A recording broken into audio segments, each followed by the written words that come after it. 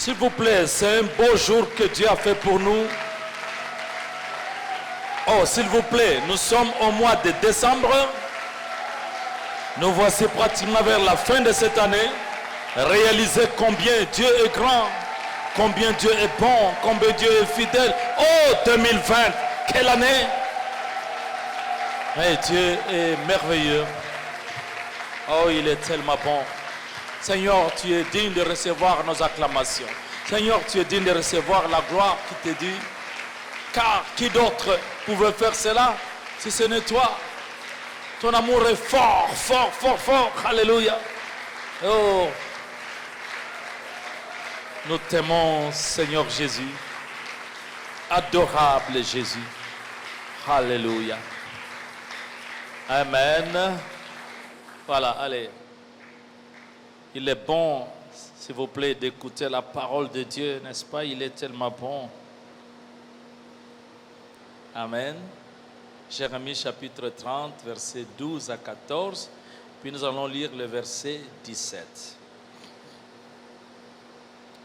Ainsi parle l'Éternel, ta blessure est grave, ta plaie douloureuse. Nul ne défend ta cause pour bander ta plaie. Tu n'as ni remède ni moyen de guérison. Tout ce qui t'aimait t'oublie. Aucun ne prend souci de toi. Car je t'ai frappé comme frappe un ennemi. Je t'ai châtié avec violence à cause de la multitude de tes iniquités, du grand nombre de tes péchés. Verset 17. Mais je te guérirai. Je panserai tes blessures, tes plaies, dit l'Éternel. Seigneur, bénis ta parole. Dispose nos cœurs à recevoir ta parole. Merci de nous ouvrir l'oreille, la bonne pour écouter comme écoutent les disciples. Guéris-nous au nom de Jésus. Amen. Merci. Asseyez-vous. J'étais en train de dire que, vous savez, ces mois-ci, il faut que ce soit un mois des actions de grâce. Un mois de louange, un mois d'adoration. Nous adorons notre Dieu. Nous l'exaltons, nous exaltons sa bonté. Et je crois que la manière dont nous allons célébrer la fin de cette année sera spéciale, particulière. Que dans toutes les mesures qui seront prises, on ne nous empêche pas de pouvoir vivre un réveillon formidable. Un culte d'action de grâce. Quelqu'un est d'accord avec moi, non? Parce que 2020, vous voyez, acclamons pour notre Dieu, il est bon.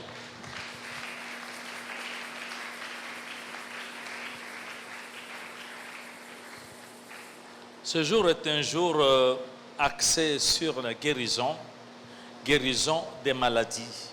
Guérison des maladies psychosomatiques. Donc, guérison des maladies psychosomatiques. Parce que les maladies psychosomatiques sont une complication des blessures intérieures. Les maladies psychosomatiques, c'est un chapitre qui existe en médecine. J'étais en 2e doctorat de médecine. C'est là que j'ai appris premièrement sur les maladies psychosomatiques. Mais le jour où j'ai donné ma vie à Jésus-Christ, ce jour-là, c'est un médecin qui donnait une conférence sur la guérison des maladies psychosomatiques. C'est un médecin, un psychiatre, le feu docteur Parsecle. Quand il a abordé les chapitres, j'ai dit, ben, je connais ça.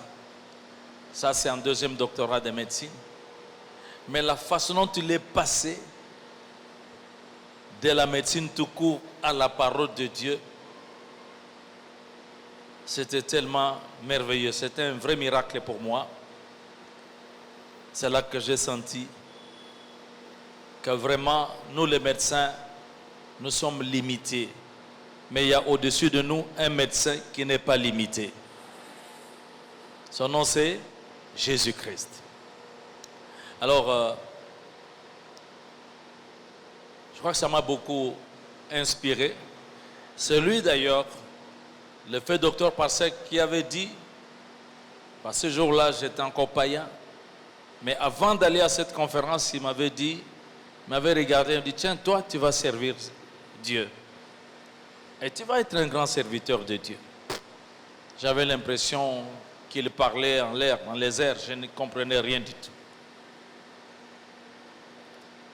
Je sais qu'il nous a déjà quittés, j'aurais tant voulu qu'il soit là, que nous tenions ensemble encore des conférences sur la guérison des blessures intérieures. Alors, maladie psychosomatique, comme vous entendez le mot là, psychosomatique, c'est-à-dire psycho, il y a le mot psyché, psyché qui veut dire âme, l'âme. Somatique, soma qui veut dire le corps. Donc, ce sont des maladies visibles, mais qui ont pour cause, origine, l'âme. L'atteinte de l'âme. Et nous avons vu que les blessures intérieures, ce sont les blessures du cœur, ce sont les blessures de l'âme. Ce sont des blessures émotionnelles. Mais parce que quelqu'un est blessé, les conséquences se manifestent au niveau du corps. Vous recevez quelqu'un qui est malade. Et vous soignez. Pour les médecins, c'est des bruits. Ils soignent. Ils font même passer des psychologues et des psychanalystes. Ils donnent des calmants. Mais quand les calmants, quand on cesse, la maladie est toujours là. C'est normal parce que le médecin ne peut pas traiter l'âme. Le médecin va traiter le corps. Les émotions, il va essayer de calmer. Mais il ne peut pas guérir ce genre de maladies. Nous rendons grâce à Dieu parce que Jésus-Christ est venu. Lui seul guérit ces maladies psychosomatiques. Vous savez, il y a des maladies comme ça. Si lui-même ne s'élève pas, il n'y aura pas de guérison. Mais s'il s'élève, il y aura la guérison. C'est une guérison miraculeuse. Le problème dans ces maladies, c'est le cœur.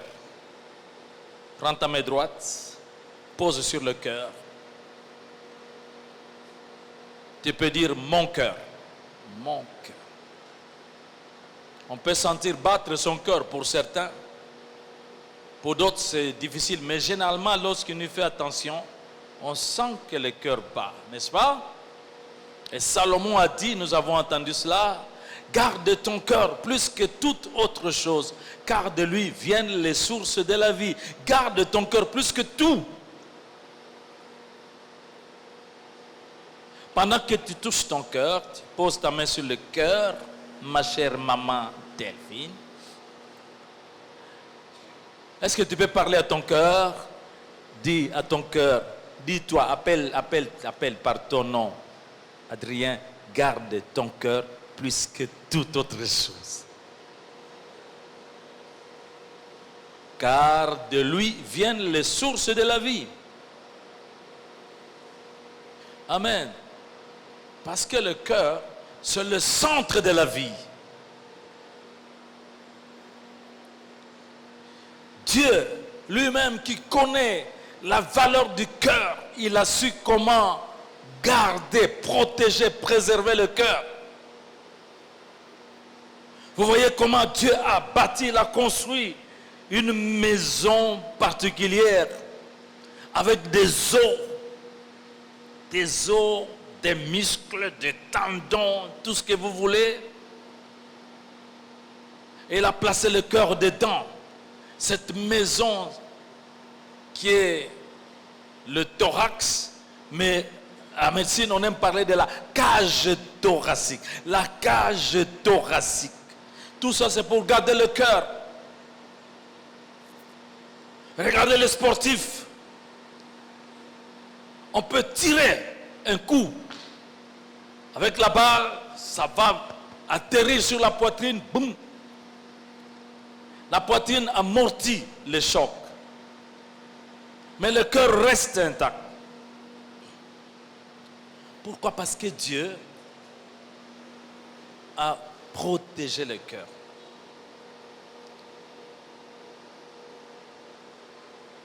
Ceux qui voient les combats de catch peuvent voir même le grand catcheur Big Show. On nous a dit qu'il pèse cet homme-là près de 250 kilos, mais peut marcher sur la poitrine d'un bout d'homme comme l'autre catcheur qu'on appelle Rey Mysterio. Il est petit, mais Big Show marche sur la poitrine, mais ça n'éclate pas, le cœur reste toujours intact. Vous voyez ça? Dieu a bien gardé le cœur. La nature nous enseigne, c'est pour dire, c'est précieux le cœur. Donc, s'il vous plaît, préservez votre cœur des chocs.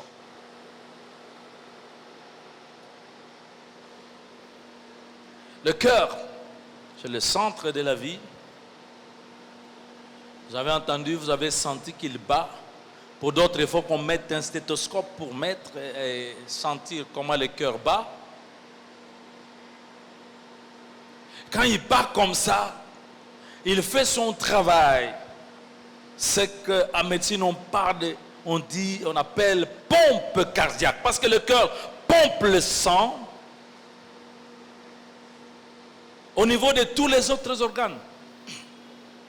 Toutes les autres parties du cœur, du corps. Et le cœur va pomper le sang qui apporte la vie au niveau de tous les organes.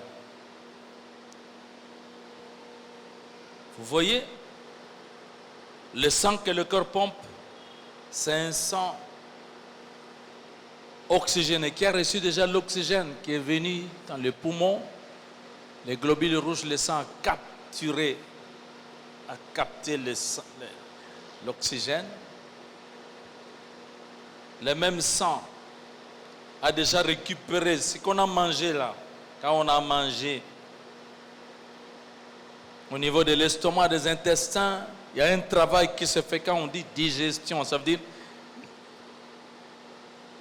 il est en train de prendre les protéines, il est en train de prendre les graisses, il prend les sucres, les glucides, tout ce qui a vitamines.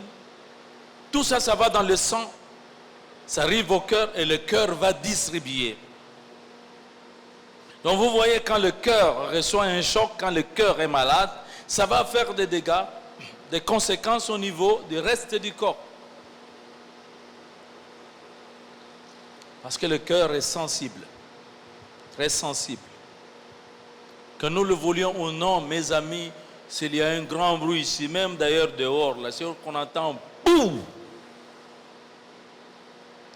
Même les gens qui paraissent les plus calmes, ça va bouger un peu là-bas. Surtout quand c'est ici, boum. Et on va dire, aïe, un choc. Et en lingala, on dit bien, mais parce que le cœur éclate. Alors, le cœur se met à battre plus vite. Ce sont des palpitations cardiaques. Mais vous voyez chez certaines personnes, à cause des blessures reçues, à cause des chocs reçus, leur cœur est tombé malade. Il y a des cœurs qui sont devenus malades. Non pas à cause de microbes ou à cause de quoi que ce soit, mais à cause des chocs reçus. Ne voyez-vous pas parfois une simple nouvelle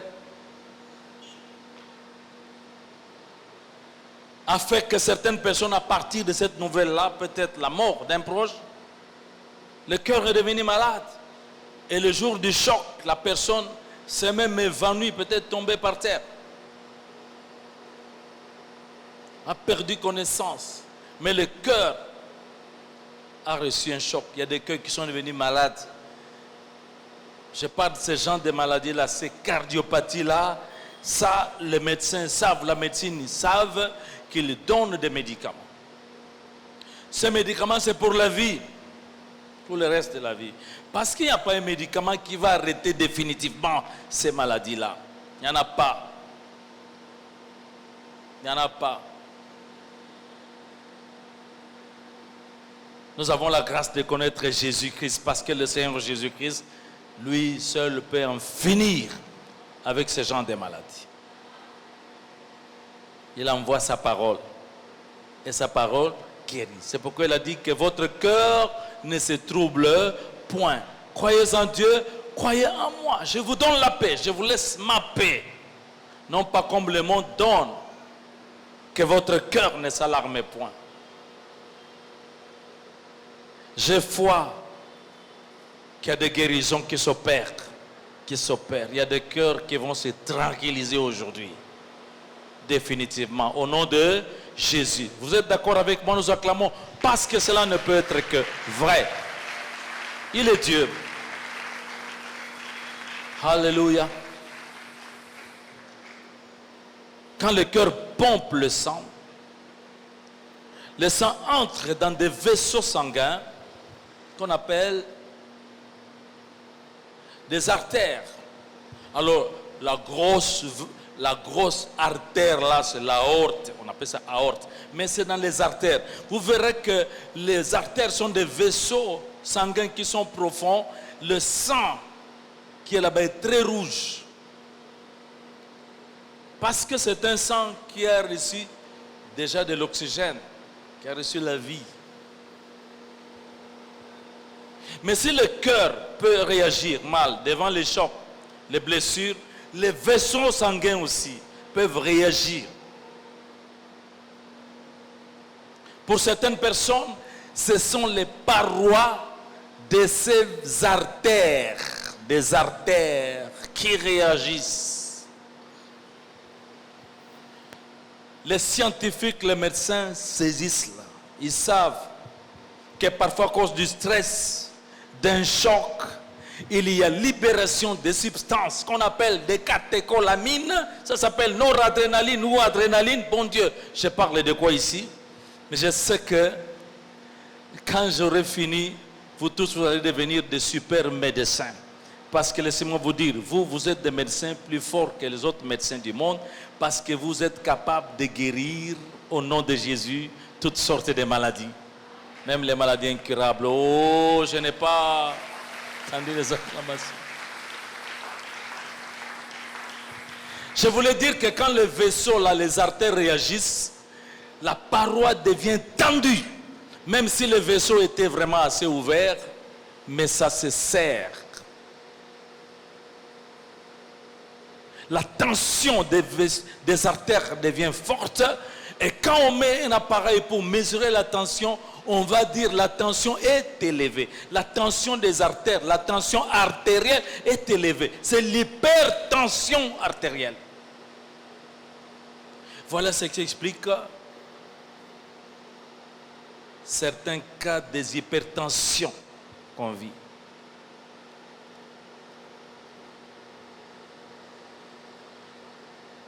Écoutez les médecins, écoutez les scientifiques. Quand ils parlent de l'hypertension, ils vont vous parler de différentes causes, mais ils vous diront toujours qu'il y a des causes inconnues.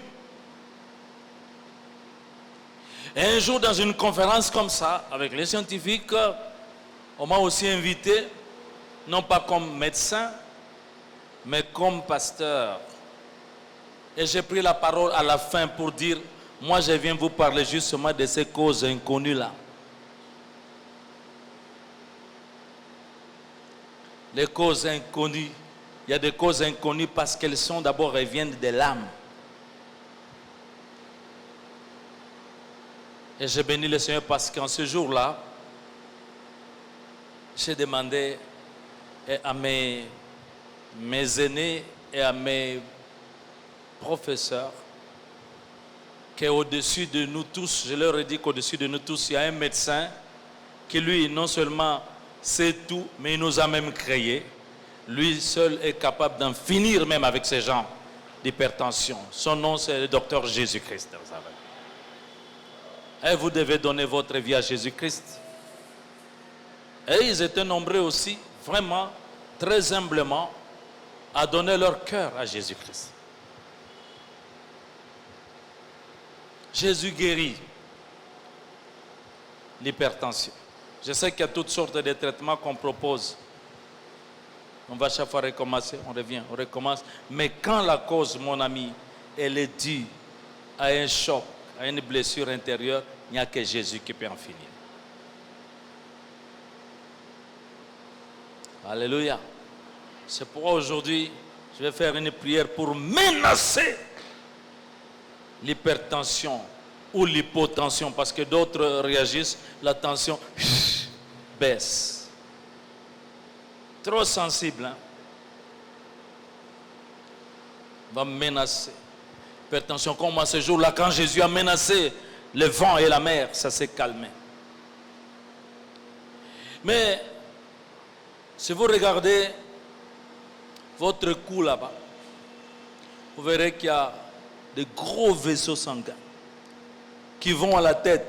Parce que le cerveau, c'est l'organe le plus gourmand qui demande beaucoup plus de sang, mine de rien. C'est pourquoi certains, dans les cas de choc, réagissent au niveau de la tête. Au niveau de la tête, ce sont des maux de tête, des céphalées, qui ne finissent pas avec les antimalariens. Même avec Artemisia, ça ne finit pas. Parce que la cause, ce n'est pas la malaria. La cause, ça vient de là. Là, cœur. D'ailleurs, quand vous touchez là, où ça fait mal, vous allez entendre que vous allez sentir que ça bat au rythme du cœur. La médecine parle souvent des migraines, des choses comme ça.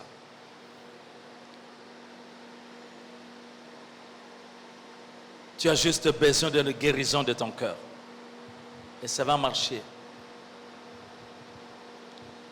Et quand je parlais de l'hypertension, vous voyez, ça peut faire des dégâts aussi au niveau de la tête. Parce que quand la pression du sang augmente dans les artères, ça fait des effets au niveau de la tête. La tension augmente. Les gens qui souffrent de la tension artérielle, ils ont des maux de tête. Ça frappe fort. Et puis il y a des brouillards, parfois des vertiges. Et il y a un grand danger.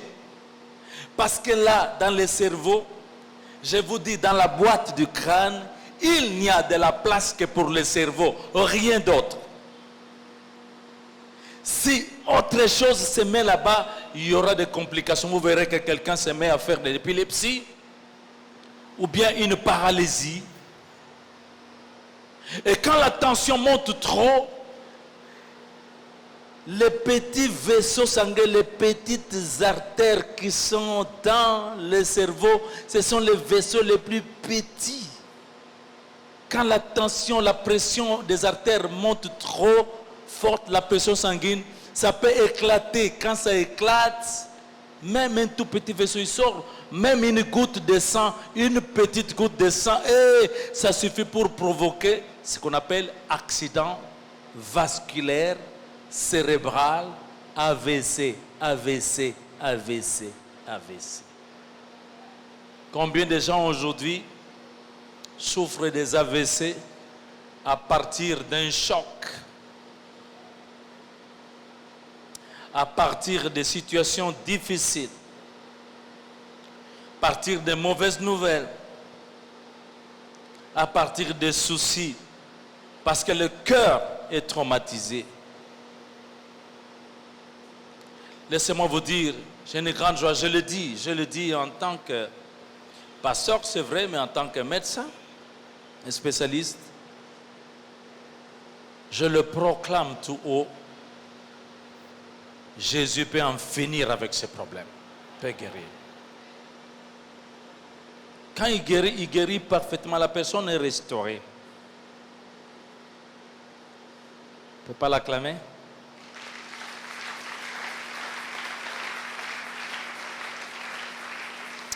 Oh mon Dieu, le monde a besoin de Jésus. C'est un monde de troubles. Beaucoup de malades ont juste besoin de Jésus-Christ. Et pour que tout change, nous sommes là aussi pour cela. Je sais que je peux continuer, je pourrais m'arrêter quelque part parce que ça peut faire des effets partout. L'estomac. Est-ce que je peux, s'il vous plaît, te voir toucher ton estomac?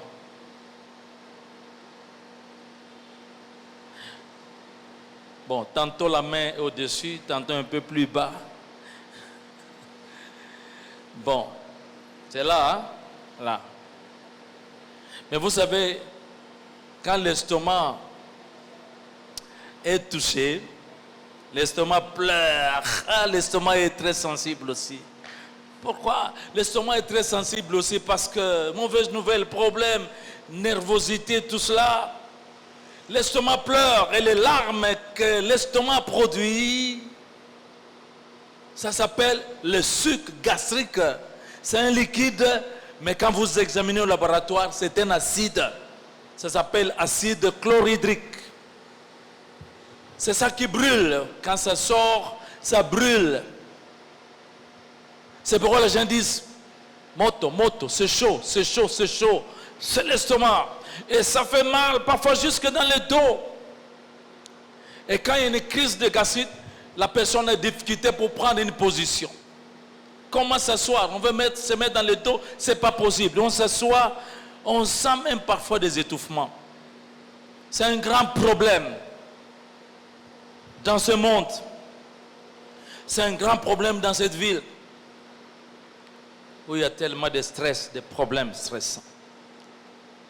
La gastrite.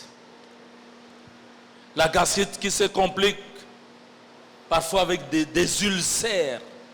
Ulcères. Quand ça continue à brûler, ça va faire des plaies, ce qu'on appelle des ulcères. Et quand il y a des ulcères, ça fait même des crampes, étouffement. Ça fait mal, très douloureux. Quelqu'un peut penser qu'il va mourir en ce moment-là. J'en sais quelque chose. Alléluia. C'est chaud. Mais si tu crois aujourd'hui, il y aura le rafraîchissement de l'estomac par le rafraîchissement du Saint-Esprit de Dieu et de la parole de Dieu. Alléluia. Vous savez que le cœur et l'estomac, ce sont des voisins. Hein? L'estomac, c'est juste un peu en dessous du cœur. Et les scientifiques m'écoutent. Le nerf 10, nerf pneumogastrique, il fait fonctionner le cœur, il fait fonctionner aussi l'estomac. C'est pourquoi les deux organes, les gens qui souffrent de l'estomac peuvent être sujets aussi à des palpitations cardiaques et vice-versa, les gens qui ont des problèmes de cœur peuvent aussi avoir des problèmes de l'estomac.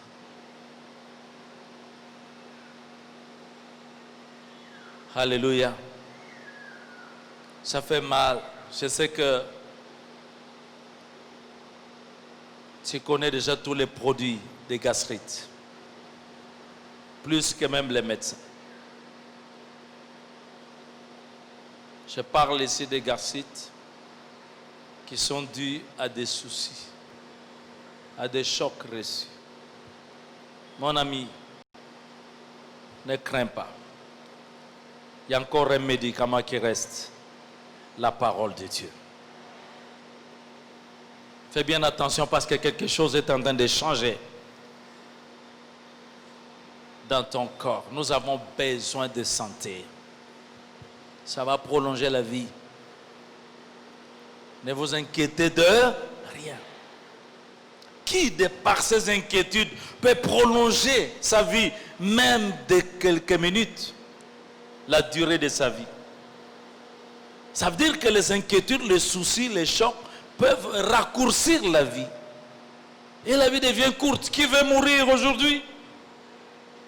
Qui veut mourir? Qui veut vivre? Alléluia. Qui croit, qui voudrait bien traverser, aller en 2021, s'il vous plaît? Alors que la paix de Dieu qui surpasse toute intelligence puisse garder ton cœur et tes pensées en Jésus-Christ. Alléluia. Reçois ta guérison. Reçois ta guérison. Amen. Juste en dessous de l'estomac, ce sont les intestins. Il y a des gens comme ça. Moi, je dis, comme je l'ai dit, j'ai avoué que dans ma vie, j'avais remarqué déjà que quand je suis surchargé, mes intestins réagissent. Et donc, je dois me gérer à ce niveau-là. D'ailleurs, pour certaines personnes, quand il y a des problèmes, c'est les intestins qui bougent. Quand les intestins bougent, tu dois aller à la toilette. Tu dois aller évacuer. J'ai souvent parlé des témoignages de cette femme. Je reviens souvent sur ce témoignage. Ça fait longtemps, je pense en 1992, je l'avais reçu. Quand vous la voyez, c'était vraiment le sida. Le sida, à l'époque, c'était beaucoup plus fréquent. Sida, comment on reconnaissait le sida? Diarrhée, fièvre, amaigrissement, ainsi de suite. Elle avait ça, elle était pâle. Je lui posais des questions, mais elle m'a dit aussi, pasteur, je ne souffre pas de sida. On m'a fait les examens. Mais si je suis devenu comme ça, c'est mon mari. Des paroles de mon mari, ça me tue. Même au loin, quand il parle déjà, je sens comme des coups de poignard dans mon estomac. Et quand il me parle, ça me fait des troubles digestifs. Je dois aller évacuer. Je fais la diarrhée. Et ça m'a fait perdre du poids comme ça. Ce sont les intestins. S'il y a des médecins ici, ils savent qu'en médecine même, pourtant ces choses sont là décrites. Il y a une maladie qu'on appelle maladie de Crohn. Autrement dit, intestin irritable. Et autrement dit, intestin qui se fâche. Quand l'intestin se fâche, diarrhée. Et les médecins vous diront souvent que la cause est inconnue. Moi, je parle d'une cause bien connue. Certaines personnes réagissent comme ça devant les chocs de la vie, des blessures, des déceptions. Et donc, si c'est ainsi, il n'y a que le Seigneur qui peut en finir. Il faut que ça finisse. On ne t'opérera pas, ça partira. Est-ce que puis-je vous rappeler que ce jour est un jour de guérison et qu'alors que je parle, il y a un travail spirituel qui s'est fait. Docteur Jésus avec ses anges sont en train de travailler, sont en train de réparer. Bon Dieu, merci. Tu dois terminer cette année en très bonne santé. On a entendu Amen sur Amen. Alléluia. Chez les autres, au lieu de la diarrhée, boum, ça s'arrête, tout s'arrête. Plus de sel. Un jour, 2 jours, 1 semaine, 2 semaines, ça s'arrête, terminé. L'intestin réagit comme ça. Et une plus grande conséquence à cela, toutes ces constipations peuvent aussi entraîner l'apparition des hémorroïdes. Les hémorroïdes. C'est un problème, c'est douloureux, ça cause des problèmes dans la vie de certaines. Vous savez qu'à cause des hémorroïdes, il y a de l'impuissance sexuelle, il y a de la frigidité, ça fait perdre l'appétit.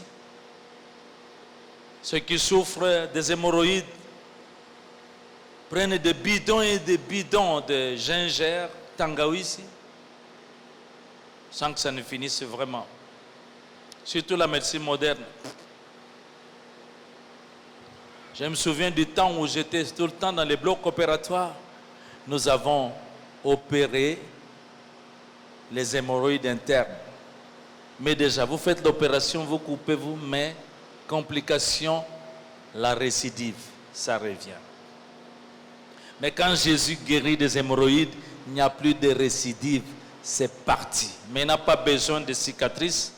Pour cela, une parole suffit. Alléluia. Mais je crois que j'ai souvent témoigné d'un jour où j'ai parlé de ces choses, c'était à Bandal. Quand je décrivais ces choses, j'ai parlé des hémorroïdes. Et puis j'ai prié. Je crois que pendant la prière, le Saint-Esprit m'avait inspiré de dire simplement hémorroïdes, rentre. Parce que hémorroïdes, c'est quoi? Ce sont les intestins qui veulent sortir. Ou débourrer les vaisseaux sanguins. Ce sont les vaisseaux sanguins. Les vaisseaux sanguins des veines au niveau du rectum qui deviennent débourrelés. Et puis ça a tendance. Donc, l'intestin veut ressortir tellement il y a la pression. Et quand c'est dehors, c'est encore des douleurs effroyables. Ce jour-là, l'ordre seulement été donné après la parole, hémorroïde, retourne. Comment moi je le sais? Pourquoi je témoigne? Parce que ce papa a témoigné lui-même. Il n'a pas eu honte. Il est venu devant les gens, il a dit, chers frères, dans un grand français, c'était une église des intellectuels. Chers frères et sœurs, alléluia, amen. Excusez-moi, vraiment, je ne saurais pas me retenir.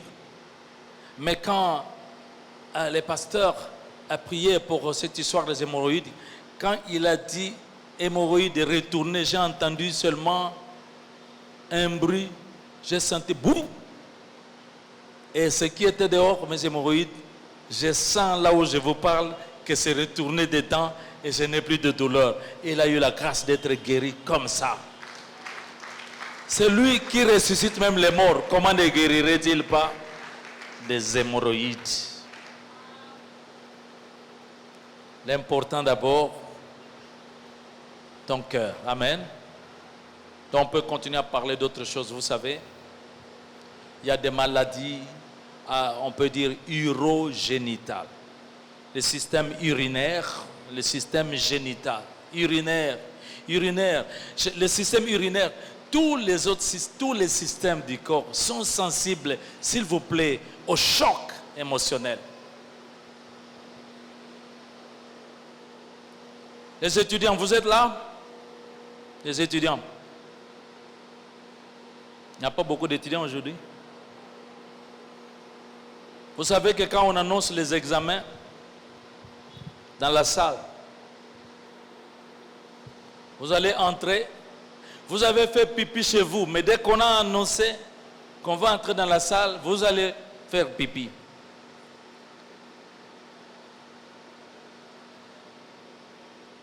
Comment tout d'un coup, ça déclenche l'événement? Et même un enfant, non? Vous tapez, toute la petite culotte est mouillée. Quelle relation entre la petite fessée et l'urine qui se répand? L'homme, mes amis, ce n'est pas juste le corps. L'homme, c'est l'âme aussi. C'est l'âme. Il y a des gens, quand vraiment les soucis les rongent, quand les problèmes les rongent, ils vont faire pipi plusieurs fois la nuit. Même le jour, plusieurs fois.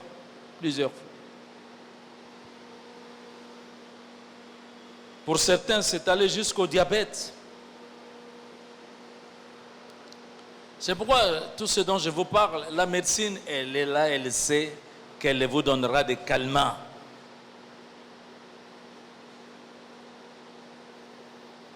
Moi, je ne vous parle pas de calmants. Moi, je vous parle de la bombe de Galate. Ah, mon Dieu. Pourquoi ma blessure est-elle si douloureuse et ne veut-elle pas se guérir? Jérémie pleure. Mais Dieu dit, mais y a-t-il plus de bombes en Galate? Il y a une bombe qui vient guérir. La bombe qui vient guérir, c'est la parole de Dieu. Alléluia. Nous allons prendre un peu de temps, nous allons prier. J'aime ton attention, j'aime ta foi, parce que tout vient de là.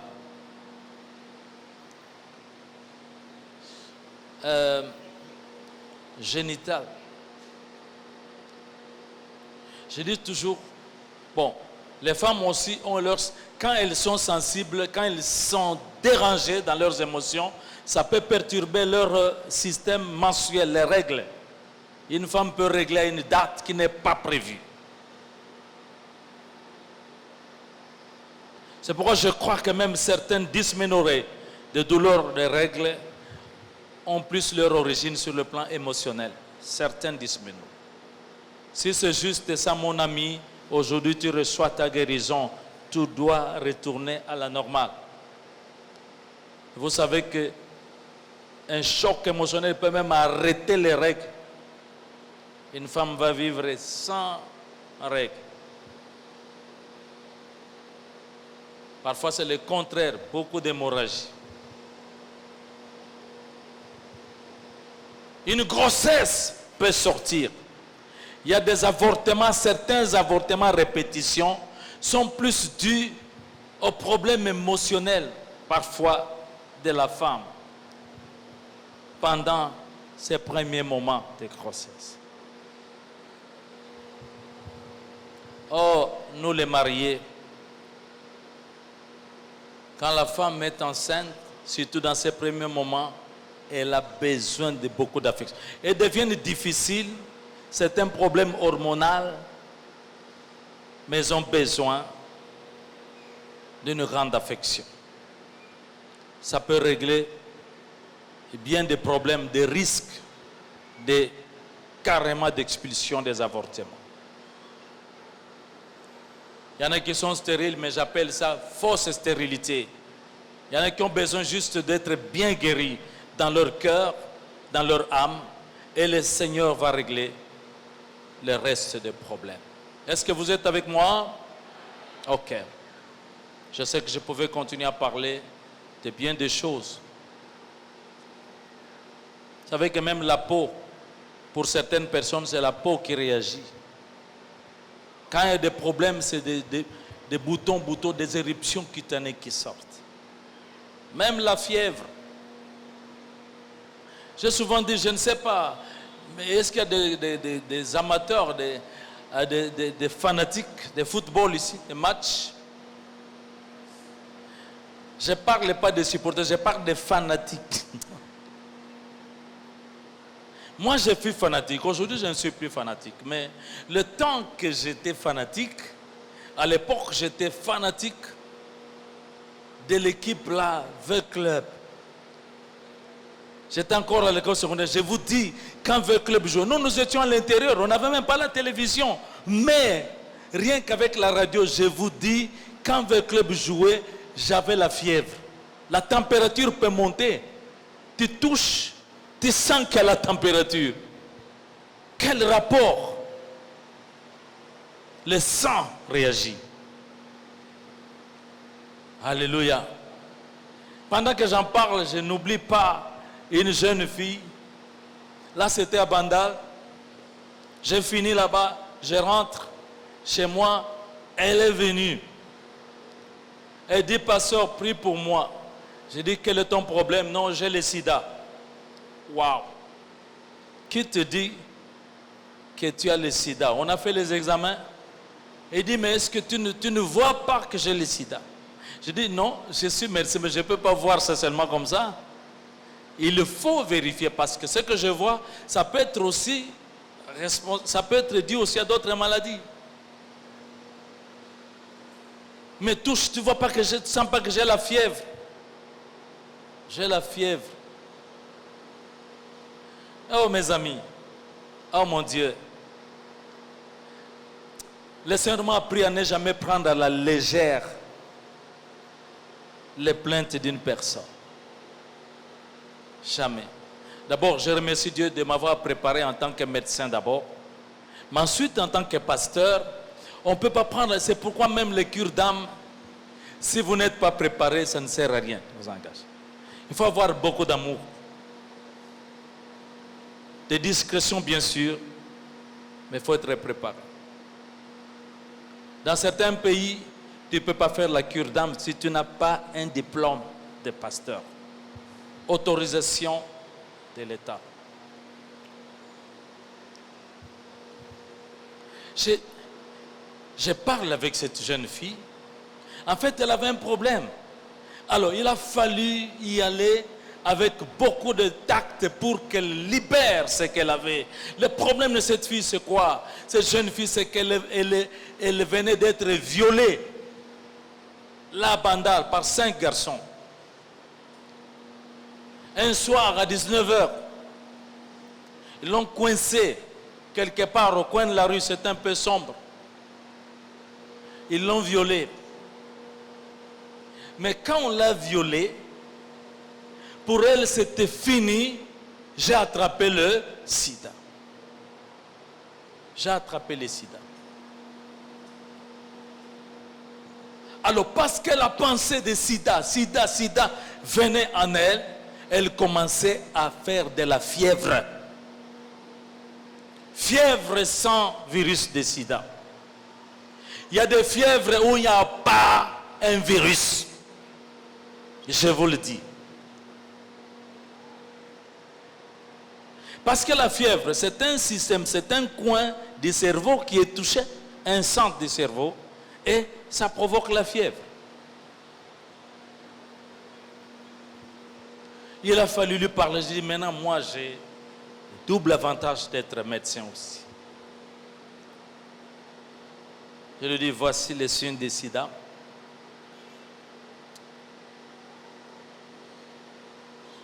D'abord, il fallait lui montrer que ce qui a été fait, c'est vrai, c'était douloureux, mais lui montrer l'amour de Dieu, l'amener à pardonner ceux qui ont fait ça.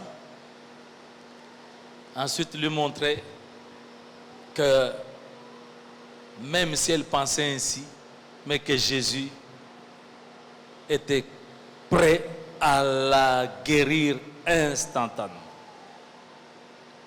Je savais qu'elle n'avait pas le sida, mais quand j'ai prié, elle a fait confiance et puis elle a retrouvé toute sa quiétude.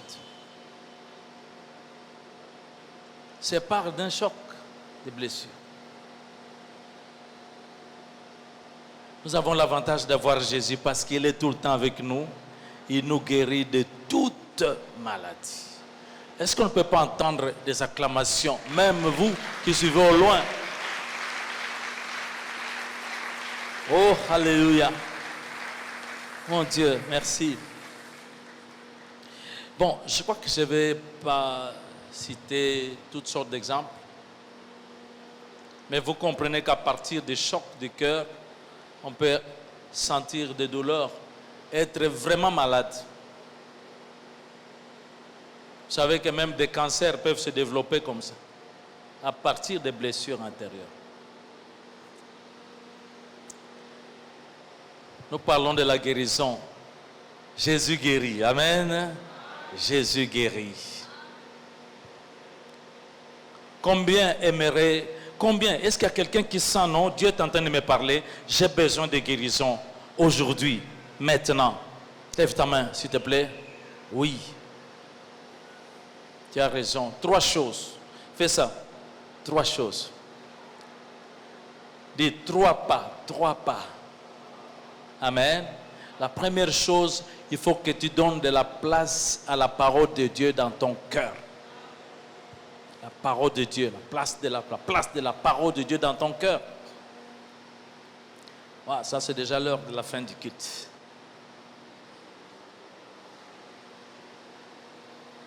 Proverbe chapitre 4, verset 20 à 22. J'aime ça. Proverbe 4, verset 20 à 22.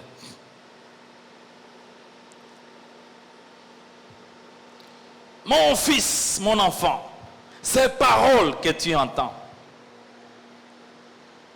si tu les gardes au fond de ton cœur, c'est le rafraîchissement pour tes muscles, c'est la santé pour tout ton corps. Ces paroles que tu entends, les paroles de Dieu. Si tu l'écoutes, tu écoutes, tu crois, tu gardes dans ton cœur, tu mets en pratique, la Bible déclare c'est la santé pour tout ton corps. Waouh! Donc Dieu. C'est ça qui m'a poussé à prier Dieu. J'ai dit, j'étais vraiment en retraite, j'ai prié. J'ai dit, mais c'est comme si le Seigneur m'avait ouvert les yeux, la compréhension pour regarder, pour m'amener un peu à leur époque, à l'époque des apôtres, des disciples avec Jésus. J'étais en train de me rendre compte qu'effectivement, je n'ai lu nulle part où un des 12 apôtres de Jésus était tombé malade. Même pas la fièvre, même pas mal de tête. En tout cas, ce n'est pas écrit. Mais par le Saint-Esprit, il m'a fait comprendre que c'est ainsi. Mais pourquoi, Seigneur? La seule réponse du Seigneur, c'est parce qu'ils étaient tout le temps avec moi. Même Judas Iscariote, ils étaient avec lui. Vous savez que les apôtres du temps avec Jésus, ils ne gênaient pas. Pourquoi devaient-ils gêner? Parce qu'il était avec lui. Celui qui devait chercher dans la prière était là avec eux. Hey, Seigneur, donc il est possible quand même de vivre aussi en bonne santé, sans attraper les maladies. J'ai examiné ma vie, j'ai examiné la vie des gens. Quelque part, la maladie, quelque part, ça arrive quelque part, nous n'avons pas vraiment mis en pratique toute la parole de Dieu. Nous avons parfois pris des charges sur nous que Dieu ne nous a pas données. Il a dit, mon fardeau est léger.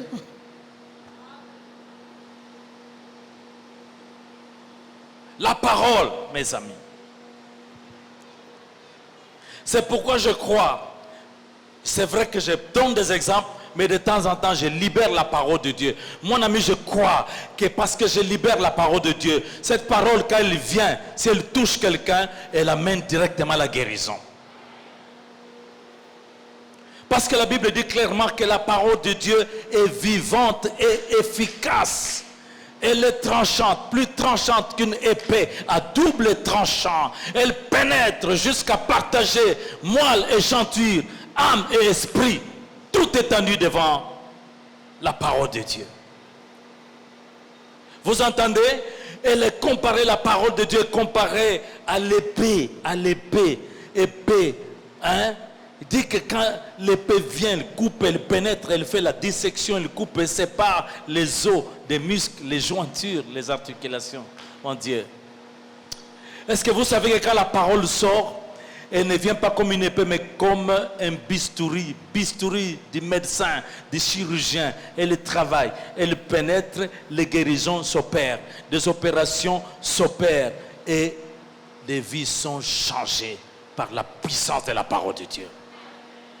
Il a toujours guéri par sa parole. Dans l'église, dans l'assemblée, dans la synagogue, il dit, toi, femme, sois délivrée de ton infirmité. À l'instant même, crac, terminé. Toi, lève-toi, prends ton lit et marche. Bartimée, allez, recouvre la vue. Bartimée voit. Est-ce que le Seigneur parle à quelqu'un?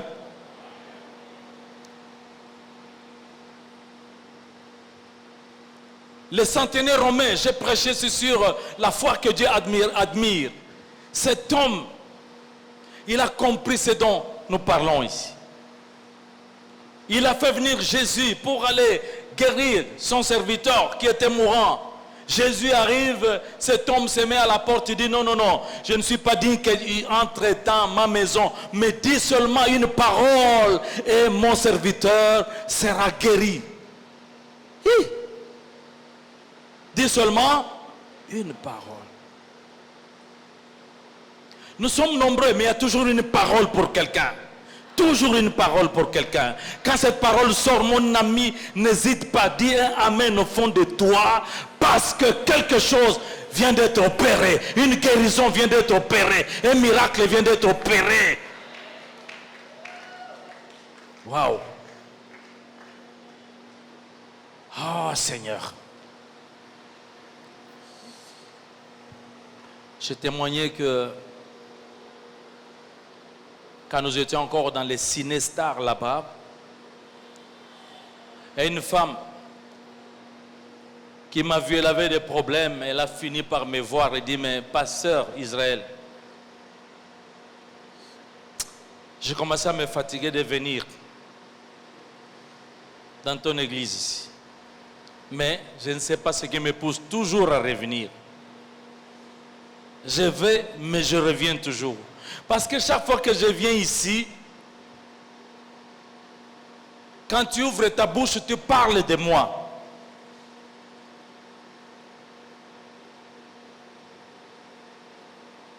Hey. Même quand je viens en retard, j'entre en retard, au moment où j'entre, tu parles de moi. Aïe, aïe. J'ai dit, maman, ce que je dis ici, j'ai prié, j'ai préparé dans la prière chez moi, à la maison. Donc quand je viens, je ne sais pas dire qui sera présent ou qui ne sera pas présent. Et puis, regardez, du monde. Est-ce que je vais vraiment, Dieu va m'envoyer juste pour parler à une personne? Mais si tu sens ça, c'est que tu dois être contente parce que Dieu est en train de te parler. Le Seigneur te connaît. Le Seigneur te connaît. Nous bénissons Dieu parce qu'elle a persévéré. C'était une femme qui était deuxième femme d'un grand général d'armée. Mais Dieu lui demandait de sortir de ce mariage. Elle est sortie. Un jour aussi, je lui ai parlé. Révélation, je dis, le Seigneur va te donner un fiancé. Elle a ri. C'est à Cotonou que je lui avais dit ça parce que nous étions partis à une conférence. Ah, pasteur, regarde, une vieille comme moi. Mais Dieu lui a donné un mari, ça s'est réalisé. Quand il a eu le fiancé, il est venu me voir. Il dit, tu m'as ensorcelé. Mais alors c'est une bonne sorcellerie parce que le fiancé là, un grand chef médecin. Ils se sont mariés, le mariage a eu lieu là. Les anciens savent. Ils sont partis en Europe. Sois seulement attentif. Dieu n'est pas injuste. Tu penses que tu peux quitter chez toi? Tu veux écouter Dieu et Dieu ne pas te parler? Il t'aime. Il connaît tes désirs, tes besoins. Il connaît ta souffrance. Il sait de quoi tu as besoin. Quand tu sens quelque chose, ne pense pas que le prédicateur s'est informé, mais Dieu est informé de tout. C'est lui qui t'aime, qui te parle. Reçois ta guérison en ce jour. Alléluia. Alors, deuxième chose pour la guérison. Le premier pas, c'est la place de la parole de Dieu. La parole de Dieu, la parole de Dieu. C'est la parole qu'il va utiliser. Sois attentif. Deuxième, il faut prier. Jésus n'a-t-il pas dit demandez et on vous donnera. Si vous ne demandez pas, vous ne recevez pas. Ne vous plaignez pas. Ne pleurez pas pour les gens. Demandez. Aussi simplement que ça. Demande. Le problème, c'est que quand on demande, on n'est pas trop sûr. Est-ce qu'il va le faire, tout ça? Combien de fois, toi, n'es-tu pas tombé malade, tu as demandé, mais Jésus t'a souvent guéri? Et ne te guérirait-il pas de cette blessure ou de cette maladie?